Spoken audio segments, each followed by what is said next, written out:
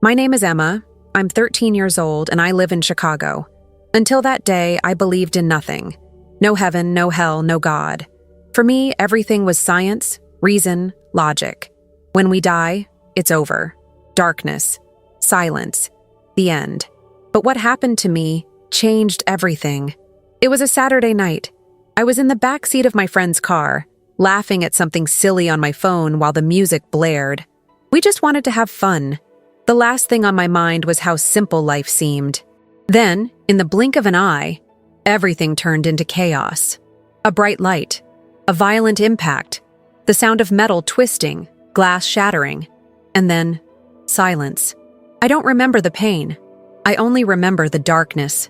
Later, I was told that the paramedics found me with no pulse, no signs of life. My body was crushed.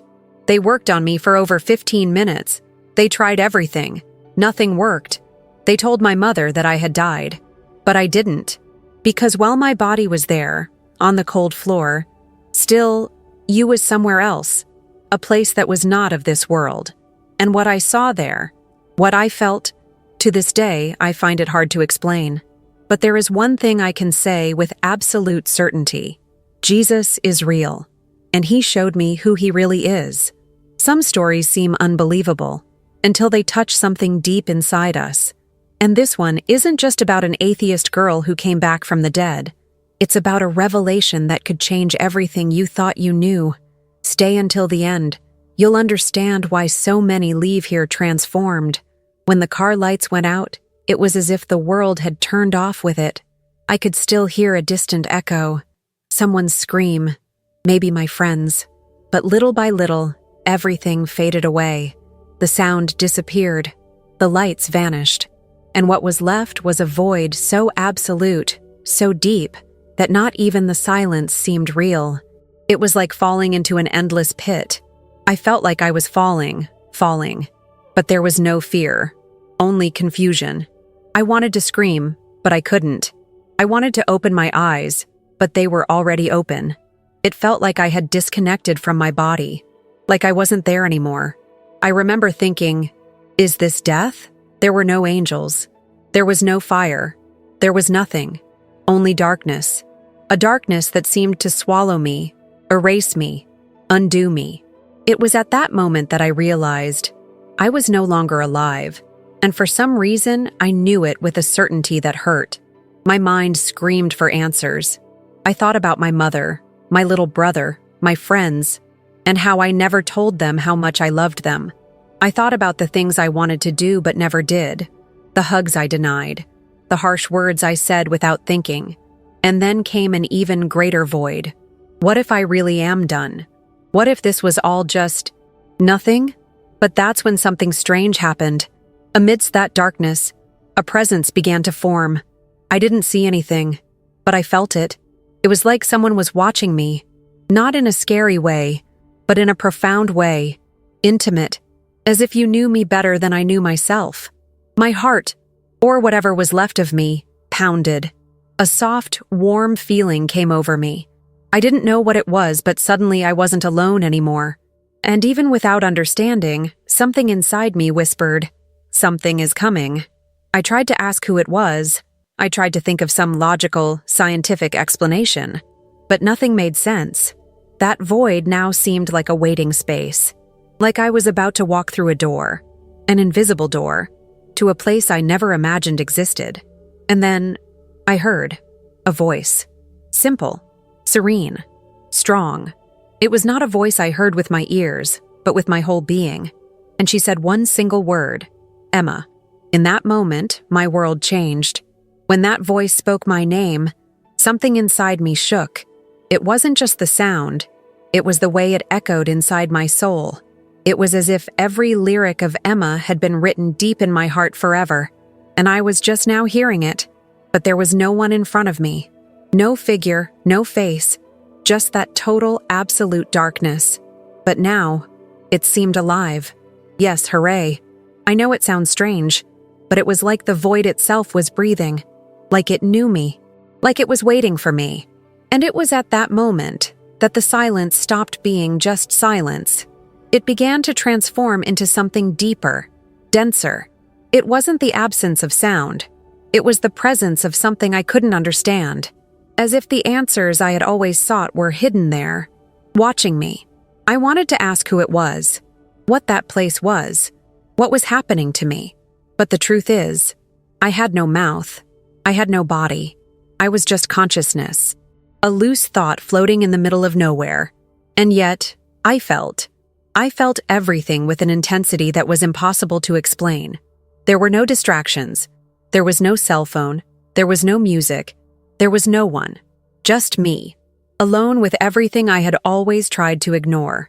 My guilt, my fears, my unanswered questions. It was like looking into a mirror of the soul. Every lie I told, every time I turned my back on someone, every time I laughed at those who believed in God. It all came to light, not as an accusation, but as a revelation, as if that darkness showed me, calmly and lovingly, who I really was. And it hurt. It hurt more than any physical injury, because for the first time, I really saw myself. I realized how arrogant I was, how I thought I was the owner of all certainties, how I mocked the faith of others without even trying to understand. And in the midst of this pain, this silent shame, the voice returned. This time, she was softer, closer. I am here.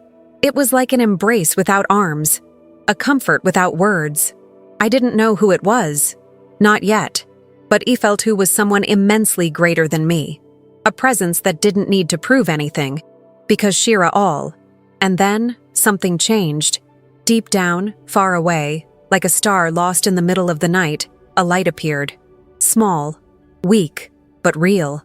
And for the first time, I felt something I hadn't felt since it all began. Hope.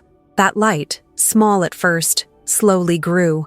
At first it seemed distant, as if it were miles away from me, almost unreachable. But as I focused on it, something began to change inside me. It wasn't like I walked up to her. It was like she came to me. The darkness was still there, but now it seemed to be receding. Not with fear, but with respect. As if he knew what was approaching was bigger, sacred, untouchable. And then, I felt it. Warmth. Not like the warmth of the sun, or of a blanket. It was a warmth that went through everything. It went through what was left of me. It went straight to the soul. A warmth that didn't burn. It healed. And with that heat came a love that broke me completely. It was a love so strong, so pure, so true, that I started to cry. And it was only at that moment that I realized I could feel my tears. I had form again. It wasn't my body like before, but a kind of essence. As if I were made of light too, only still carrying the shadow of what I had been. I was no longer in the dark. I was floating in a space where time did not exist, where everything was peace, where everything made sense. And there in the center was him. At first, I couldn't tell who it was. I didn't see a face. I didn't see eyes. But I felt a presence so immense, so powerful, that I could only tremble inside. And at the same time, this presence made me feel completely loved, completely accepted, even though I knew every mistake, every thought, every shadow. That's when I realized he knew everything about me. And yet, he loved me. The light increased. It became almost unbearable, but with a beauty that I could never describe with human words. It was as if all the colors that exist were there, vibrating together. It was like hearing a melody without sound, a touch without hands. And then, I heard it again. I've known you since before your first cry. It was at that moment that my soul knelt, not because someone told me to, but because there was no other answer. Faced with that presence, that love, that truth, the only thing I could do was surrender. And then, the light took over everything. I was enveloped by it, swallowed, melted, and in the midst of it all, finally, I saw it. Yes, Iwe. Not with the eyes, but with something bigger, deeper, truer. There, before me, he was. Not the Jesus of old paintings, stained glass windows, or crosses, but the real Jesus. Alive, immense, irresistible. And he looked at me with the kindest eyes that ever existed. And without even moving his lips, he told me, "You have questions. I have answers." He was there, in front of me, Jesus, but not the religious, distant Jesus, full of rules and condemnations as I imagined. What I saw was different. He was light, but also form. He was presence, but also peace. His eyes had no defined color. They seemed to carry all the colors at once. When he looked at me, I felt as if he were seeing every day of my life at once. My mistakes, my joys, my wounds, my questions, my silences, and yet, he smiled. It was a non-judgmental smile, unhurried, a smile that said, "I've been waiting for you." I stood still, or floating, or maybe just existing there before him. I didn't know if I should speak or hide, but he broke me with a simple gesture. He extended his hand, and when he touched me, everything changed. Images began to appear around me, but they weren't just memories. They were truths. He showed me scenes from my childhood, the day I cried alone in my room, when my parents fought in the living room and I thought no one could hear me, the time when I said I didn't believe in God, but deep down, I just wanted to be sure that he cared. He showed me my pain, my wrong decisions, the times I denied everything spiritual, not to shame me, but to set me free. I realized that behind every choice I made, there was a pain, a fear, an absence. And then, he said, "You weren't an atheist. You were just hurt." Those words took me apart, because they were true. I didn't hate God. I just couldn't believe that someone so good could allow so much suffering. I just wanted answers. And there, before him, I realized that the answers didn't come with words. They came with presence, with love. It was at that moment that everything became clear. Jesus didn't want to force me into anything. He didn't want to condemn me. He just wanted me to certain that I knew that he was always there, in good times and bad. Even when I screamed that he didn't exist, he heard me. And then he asked a question. "Do you want to know who you really are?" It was like my heart was split into 1,000 pieces. I said yes, without even speaking. And in that moment, I felt something much bigger was coming. A revelation that wasn't just about me, but about all of us. What about you? Have you ever experienced something that made you question everything you believe in? Or something that made you feel like there was something bigger watching you? Comment below. I want to know your story. Maybe, like Emma, you are also about to see something that will change everything. When I said I wanted to know who I really was, I had no idea what I was asking for. Jesus didn't answer with words. He simply looked at me, and in that look, time stood still. Everything around me went silent, as if the entire universe had held its breath. And then, it all began. Scenes from my life began to appear, as if I were inside a movie that only I could watch. But it wasn't like remembering. It was revive. I felt every emotion again, every choice, every little decision that, without me realizing it, shaped who I became. I remembered the day I hid my tears in the school bathroom because they called me weird. I remembered the anger I held when my best friend abandoned me. I relived the fear I felt when I heard my parents talking about separation, thinking I wasn't listening. But the hardest part was seeing something I never wanted to admit, the masks I created, the girl who pretended not to care, the sarcastic teenager who mocked those she believed in, the convinced atheist who said that God was an invention, but who deep down was just trying to protect herself. Jesus showed me that my unbelief was not courage. It was defense. I had closed my heart because I thought that if I expected nothing from the world, it could not disappoint me. And that's when he said to me, not with a voice, but with truth, "You built a shield to not feel, but I came to break that shield." And in that moment, everything collapsed inside me. I cried. I cried like I had never cried in my life. It was as if each tear carried away a piece of the pain that I had been hiding for years. And he embraced me, not with arms, but with presence, with a love that seemed eternal, infinite, indescribable. I understood there what it was to Bavista in truth, because Jesus didn't just see my mistakes. He saw an addition of them. I saw the lost, scared girl who just wanted to be loved, who just wanted to know that her life made sense, that she wasn't alone. And he showed something even stronger.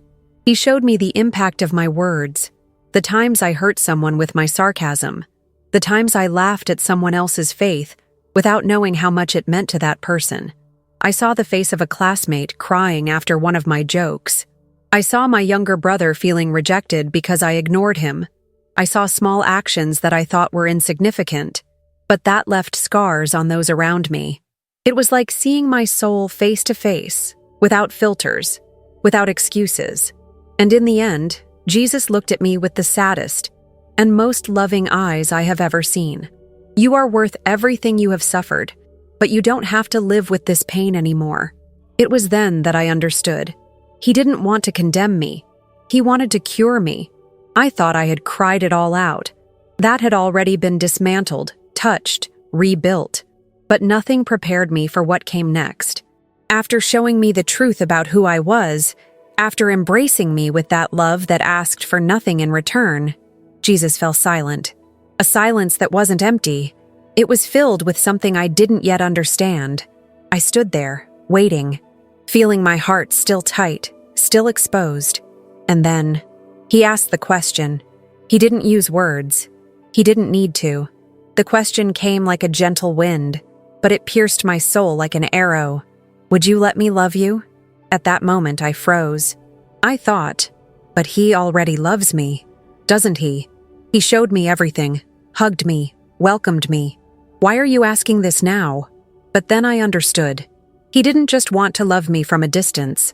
He didn't want to watch me from afar, heal my traumas, and move on. He wanted me to say yes.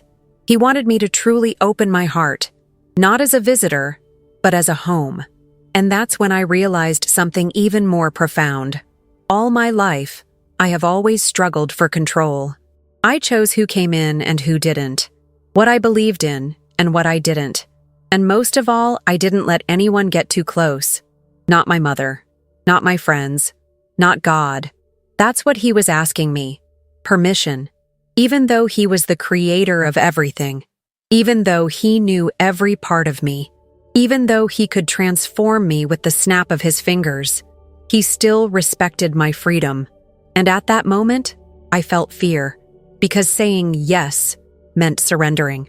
It meant letting go of the Emma I had created, the strong, skeptical, closed-off one, and becoming who I really was. It meant trusting something I couldn't control, measure, or fully understand. But it also meant something even more important. It meant being truly loved. No masks, no filters, no need to deserve it. I didn't answer with words. I just opened my heart, whole, for the first time. And when I did that, I felt a burst of light go through me. It was like being born again.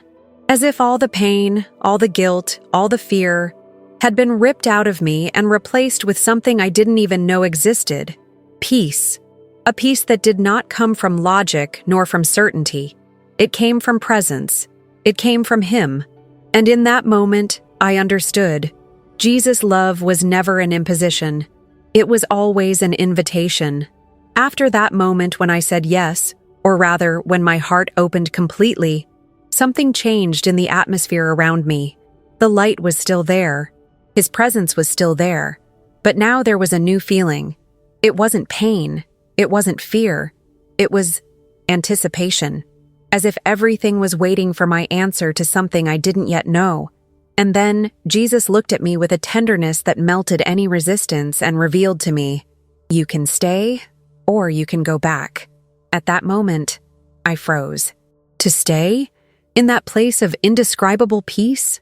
Where there is no pain, fear, insecurity? Where I felt loved like never before? Where everything made sense?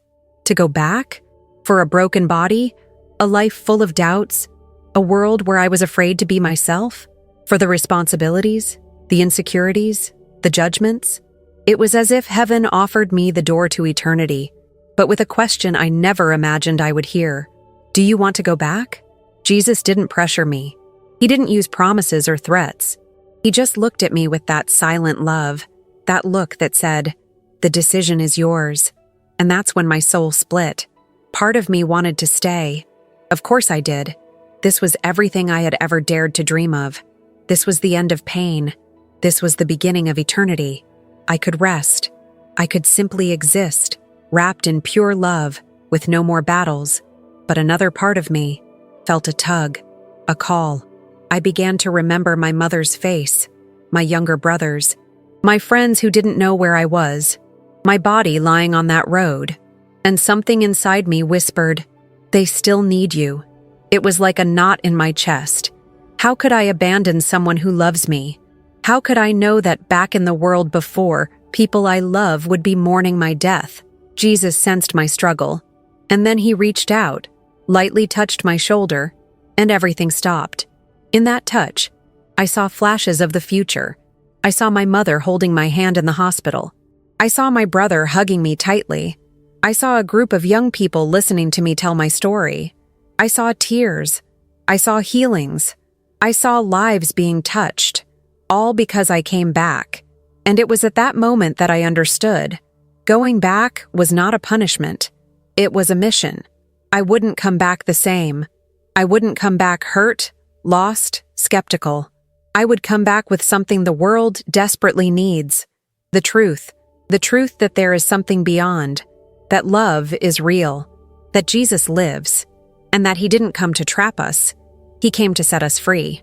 I took a deep breath, or whatever it was that still made me breathe there. And with a firm peace within me, I looked at Jesus and thought, if it's to show you to the world, then I'll come back. When I said yes to coming back, I never imagined it would be like this. It was instantaneous. The light went out all at once, as if someone had pulled an invisible string. The warmth, the peace, the presence are gone. And what came next was a shock so intense that it felt like my entire body was being ripped apart from the inside. It was as if my soul was being forced to fit back into something that no longer served. And then came the pain. A raw, absurd physical pain. The kind of pain that we feel in our bones, our skin, our muscles. But that also hurts our soul. My eyes were still closed, but I could already hear voices around me. Alarms, rush, muffled screams. Suddenly, a loud whistle. One of the paramedics shouted, "She's back! We have a pulse!" It was as if the whole world gasped in fright. My lungs sucked in air like they had never breathed before, and I coughed, hard, like my body was fighting death itself. I couldn't speak. I couldn't open my eyes. But you knew. I had come back. My hands were shaking. My heart was beating wildly. I felt a metallic taste in my mouth, a tube in my throat, the pressure of needles in my arms. I didn't understand where I was. I could only feel it. The weight of my body, the stiffness, the confusion. And then, a voice. It was my mother's. She cried, "Emma, my God, Emma, you're back." At that moment, even without being able to speak, tears streamed down my face, because she had no idea from where I had been. And I wanted to tell him everything, to scream, to say that I saw Jesus, that he was real, that love was real, that there was something beyond life. But I couldn't even move my lips. I could only cry. The doctors said it was a miracle, that it was impossible for someone to go so long without vital signs and come back, that there was a risk of after effects, that I probably wouldn't be able to speak, walk, or think properly. But I knew the truth. I didn't come back with any after effects. I came back with purpose. In the following days, while I was still in the hospital, surrounded by machines, doctors, and emotional visitors, I felt that something inside me had changed forever. The way I saw the world, people, life, myself, everything had a new shine, a new importance. Even the silence carried a different weight. But along with that light came a burden. How would I tell this to others?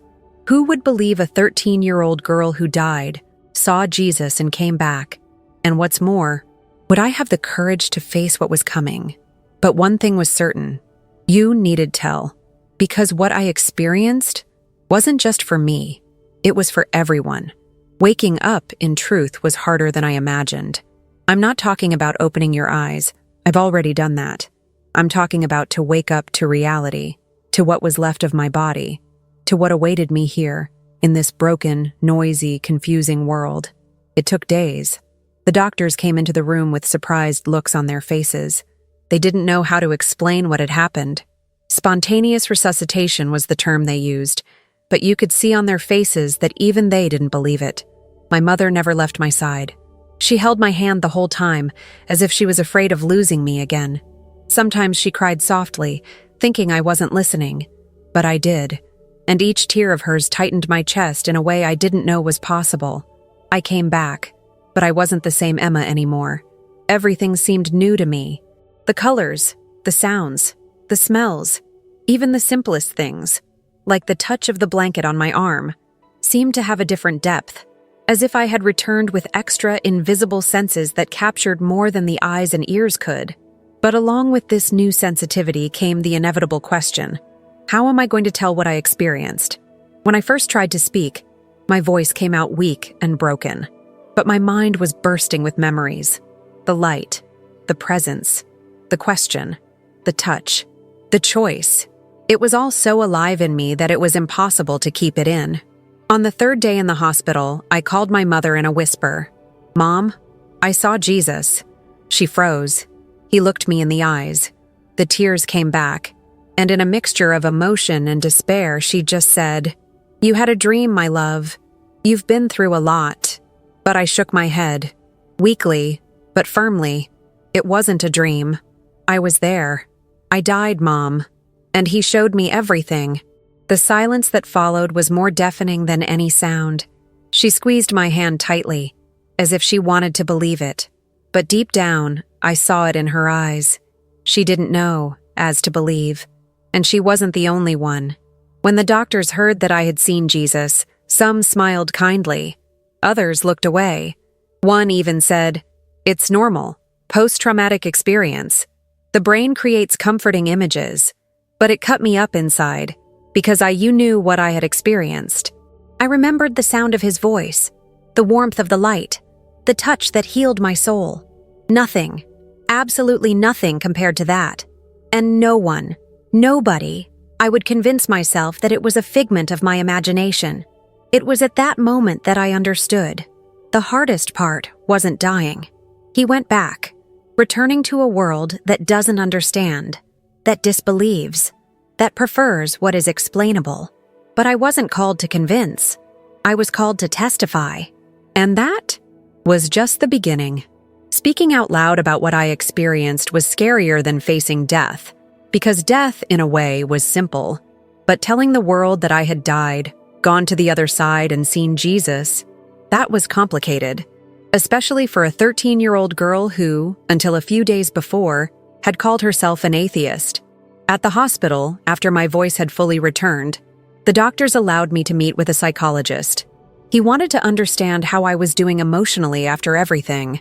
"Do you remember anything during the time you were without vital signs?" he asked. And I replied calmly, "Yes, I have been with Jesus." He wrote something down in a notebook with a look of mixed empathy and skepticism. He asked what he was like, what he said, what I felt. I told everything.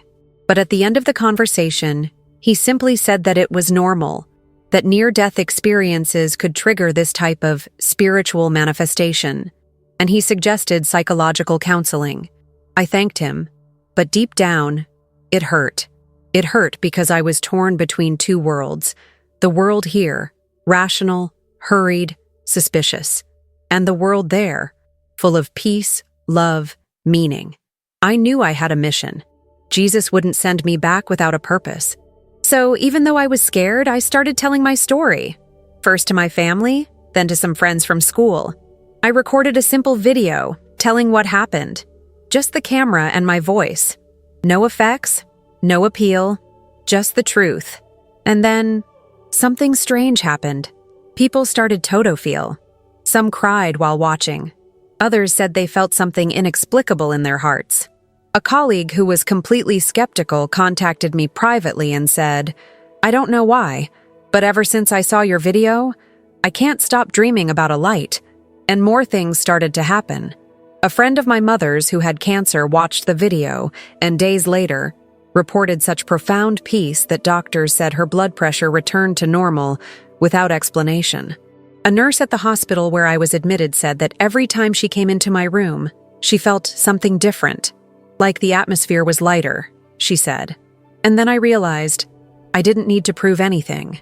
My mission was to tell and let God touch hearts. And yet, doubts came. People made fun of me. They said it was a lie, that I wanted likes, that I was hallucinating, that I was delusional. They called me a fanatic, a manipulator, naive. But every time I was tempted to keep quiet, I remembered his gaze, that look that pierced my soul and said, "You were called for this." So I continued. One video turned into 2, then 3, then an interview, then invitations to tell my story in places I never imagined. And with every word, I knew. I didn't come back by chance. I came back to remind the world that life doesn't end here. And the most beautiful? It's just that the more I talked, the less fear I felt. Because the truth has this power. It liberates. Today, when I look in the mirror, I no longer see the same girl as before. 13-year-old Emma, skeptical, confused, afraid to believe in anything greater, was left on that road. In her place, someone different was born. Someone who had passed through death and come back alive. And no, that doesn't mean everything got easy. On the contrary, being the girl who died and saw Jesus attracts stares, doubts, criticism, questions that I don't always know how to answer. I've lost friends. I've been rejected by teachers. I've seen people turn their backs on me simply because they didn't know how to deal with what I've experienced. But none of that compares to what I gained, because now I know who I am. I am a child of a God who knows me by name, who saw me before I even existed, who loved me even when I screamed that he wasn't real, who held me when I was broken, who gave me another chance, not to go back to who I was, but to become who I was created to be. My life has changed in every way. Before, I hid behind sarcasm. Today, I speak with an open heart. Before, I used to make fun of those who had faith. Today, I understand the power it has. Before, I ran away from pain. Today, I let it transform me. And no, I'm not perfect. I still have doubts. I still have difficult days. I still make mistakes. But now I know that I'm not alone, that there is a greater purpose in every step, that even when I don't understand, I trust, because you felt, I was with him, and it never goes away. The memory of the light, the sound of his voice, the touch that healed my soul, they are with me every day. And even when routine tries to pull me back into a cold and disbelieving world, I close my eyes and remember. I remember the love that doesn't judge, of the presence that does not impose, from the God who gave me freedom to choose, and yet waited for me patiently. So if you're listening to my story now, if you've made it this far, I just want to tell you one thing. You are also seen. You are not a mistake. You are not alone. Your pain is not invisible. Your emptiness is not permanent. There is someone who knows you inside and who has never stopped being by your side. Even when everything seems silent, he is there. And maybe, just maybe, this story has come to you for a reason. Not to convince you, but to remind you that death is not the end, and that Jesus is real. Getting here was no accident. Write in the comments, "Jesus, I heard you." This simple phrase could be the answer someone is looking for to find faith, strength, and a new beginning. Sometimes, what you feel can be exactly what someone needs to read. And never forget, your life has a purpose. You too can be transformed forever. When God touches our hearts, we are never the same again. This story has come to you for a purpose, so keep walking with us. Subscribe to the channel and let each new message further strengthen your faith, your hope, and your new beginning. Leaving a like is a way of saying, "This message reached me." It values what you felt here and helps this story touch other lives too. Now, click on the next video that appears on the screen. Maybe what you experienced here is just the beginning. There is something there that can speak to you even more strongly.